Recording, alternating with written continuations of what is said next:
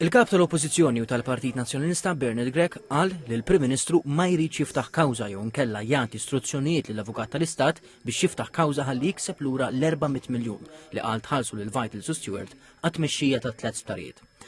F'konferenza tal-aħbarijiet fid-Dar Ċentrali, mumenti wara li l-Partit Nazzjonalista tilef il-kawża li fetaħ kontra l-Avukat tal-Istat dwar din il-konċessjoni, il-Kap Nazzjonalista qal li l-Prim Ministru mar il-qorti biex iwaqqaf l-isforz legali tal-Partit Nazzjonalista biex fi kliemu għażel lil min ifroda u mhux il-poplu li nsteraq. Ir-rimarka li bil-fatti fidejh fosthom is-sentenza li annullat il-kuntratt, il-Partit Nazzjonalista kien diġà offra l-appoġġ tiegħu lill-Prim Ministru biex tinfetaħ din il-kawża. Dr. Grech qal li huwa fatt li nsterqu 400 miljun u aktar kif ukoll l-isptarijiet.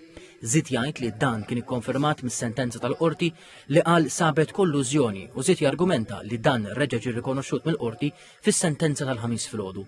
Qal li din il-kawża nfetħet mill-Partit Nazzjonalista biex l-Avukat tal-Istat jaġixxi b'mod awtonomu u jiddeċidi hu li jiftaħ il-kawża.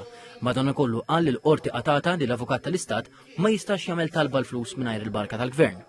Li l-Avukat tal-Istat ma jistax jaġixxi apparti bil-permess tal-Gvern. Dan ifisser li la darba Robert Abela ma jridx jagħti permess l-Avukat tal-Istat biex jaġixxi, l-unika mod li nġibu flusna lura huwa billi jinbidel il-Gvern. Millum il-qudiem għalhekk hija responsabilità tagħna l-kol tiegħi l-ewwel wieħed. Ir-rimarka li mhux l-istess riga tapplika mal-poplu meta jkun mitlub iħallas lill-Gvern għaliex Dlonki ġie mfittex. Fi kliemu bi frodi l-Gvern ivvendika l-poplu li qal kuljum qed jaffaċċja sfidi fil-qasam tas-saħħa. B'reazzjoni lejn il-kummenti tal-Prim Ministru, Dr. Grech qal jekk il-Prim Ministru jemmen li ħa ġurament fals għandu jieħu l-passi kollha meħtieġa, inkluż il-Kummissarju tal-Pulizija u l-Avukat Ġenerali li skontu jinsabu taħt il-kontroll tiegħu. Ix-Shadow Minister għas-Saħħa Adrian Delija qal li l-Partit Nazzjonalista ħadem biex jikseb lura l-isptarijiet u jwaqqaf il-kuntratti.